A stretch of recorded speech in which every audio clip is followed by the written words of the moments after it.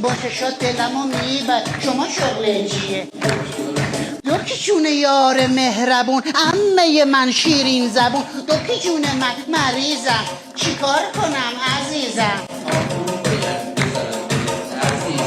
آمپول باید بزنه بهم وای. دکتر جونم یواش بزن آی. قربونت برم که لشکری، بغلیتم خوش شیپه. با شماست اومده یا نه نمیشناسیش؟ به شما اسم چیه؟ رضا. علی رضا رید تو قافیه. عمه دیگه مخ زده، دکتر خوشتیپ زده، دلو کیپ زده. امشب دلمو تل بزن، میخوان آمپول بزنی الکل بزن.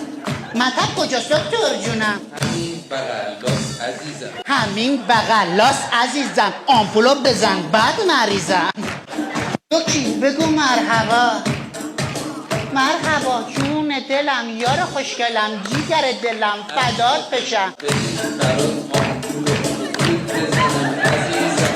حال دشمن خرابه، آمپول باید بریزم. وای وای وای دکتر میخواد آمپول زیاد بریزه. هیچی نگو امشب عمه تا خود صبح مریضه. امشب آسمون چراغونه، آمپول دکتر فراغونه. فقط هی